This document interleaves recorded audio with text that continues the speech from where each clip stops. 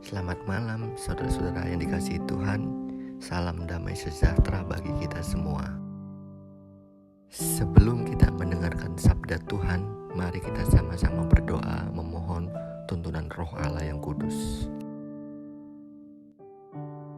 Bapa kami yang di surga, di dalam nama Tuhan Yesus, kami sangat mengucap syukur kepada Bapa atas segala berkat dan kemurahan Tuhan bagi kami masing-masing sepanjang hari ini. Pada saat ini kami hadir merendahkan diri di hadapan Tuhan, memohon kuasa Roh Kudus agar kami dapat mengerti apa yang Tuhan kehendaki melalui sabda Tuhan. Di dalam nama Tuhan Yesus kami berdoa dan mengucap syukur. Amin.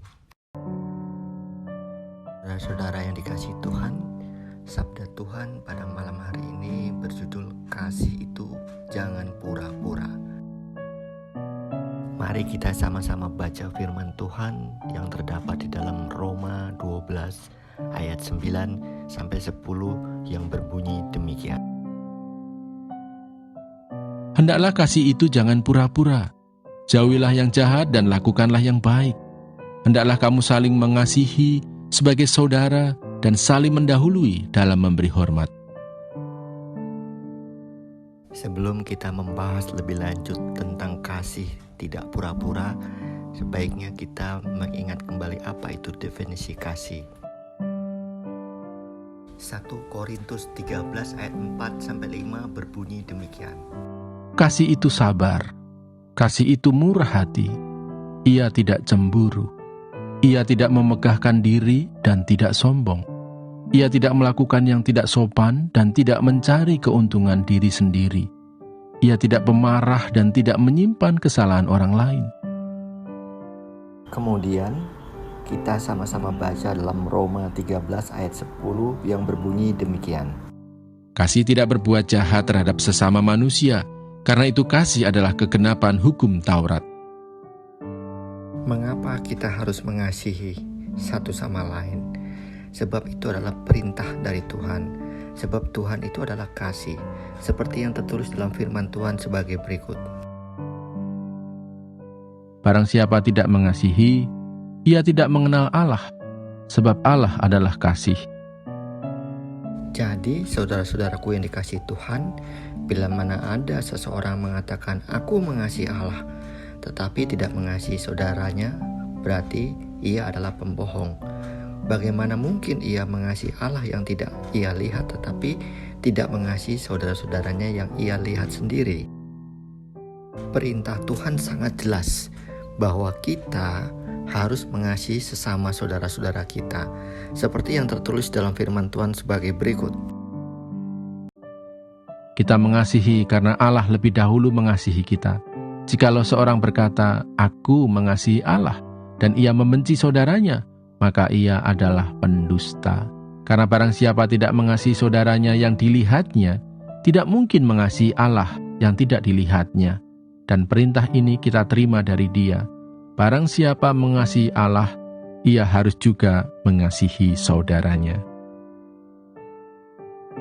Kita wajib mengasihi saudara-saudara kita seperti Tuhan sendiri telah mengasihi kita. Lalu pertanyaannya, bagaimanakah kasih itu kepada saudara-saudara kita?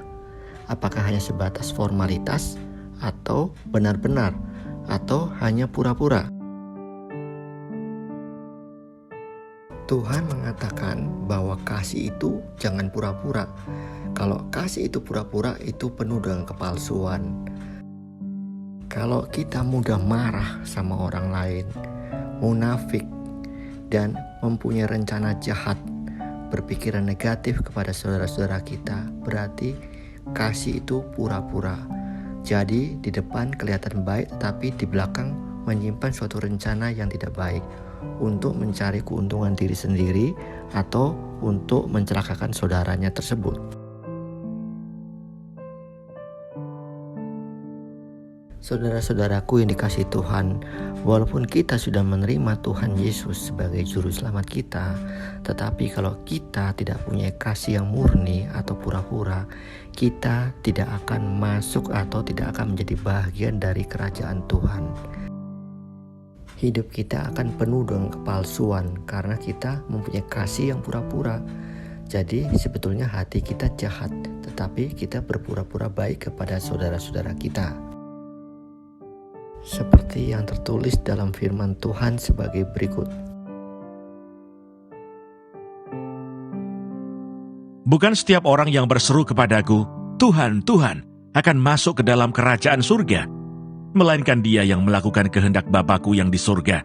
Pada hari terakhir banyak orang akan berseru kepada aku, Tuhan, Tuhan, bukankah kami bernubuat demi nama-Mu dan mengusir setan demi nama-Mu dan mengadakan banyak mukjizat demi nama-Mu juga? Pada waktu itulah aku akan berterus terang kepada mereka dan berkata, aku tidak pernah mengenal kamu. Enyahlah daripada aku, kamu sekalian pembuat kejahatan. Menjadi seorang Kristen tidak menjamin kita bisa masuk ke dalam kerajaan surga. Mengapa? Orang-orang yang masuk dalam kerajaan surga menurut firman Tuhan dalam Matius 7 ayat 21 dikatakan bahwa adalah mereka yang melakukan firman Tuhan.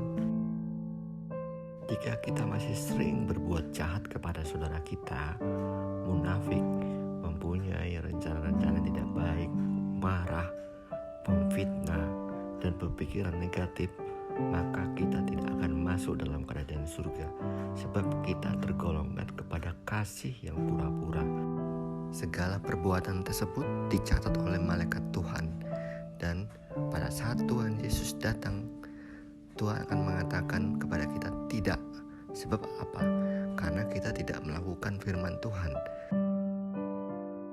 Oleh sebab itu, saudara-saudaraku ini kasih Tuhan, firman ini sangat berguna sekali buat kita, mengajarkan kita bahwa kita harus mempunyai kasih yang sungguh-sungguh, karena Tuhan itu adalah kasih. Jika kita ingin masuk dalam kerajaan surga, kita harus mencontoh karakter dari Tuhan Yesus yang mempunyai belas kasihan kepada sesama manusia, memberikan tumpangan, bantuan, tidak berbuat jahat, tidak memfitnah, tidak menjelekkan orang lain juga. Sebagai penutup firman Tuhan pada malam hari ini, saya akan memberikan firman Tuhan 1 Korintus 13 yang mengatakan tentang kasih, supaya kita masing-masing selalu ingat apa yang Tuhan kehendaki dari kita kepada sesama manusia, sebab Tuhan sudah sangat mengasihi kita. Kasih itu sabar, kasih itu murah hati, ia tidak cemburu, ia tidak memegahkan diri dan tidak sombong, ia tidak melakukan yang tidak sopan dan tidak mencari keuntungan diri sendiri, ia tidak pemarah dan tidak menyimpan kesalahan orang lain. Kasih tidak berbuat jahat terhadap sesama manusia, karena itu kasih adalah kegenapan hukum Taurat. Hendaklah kasih itu jangan pura-pura.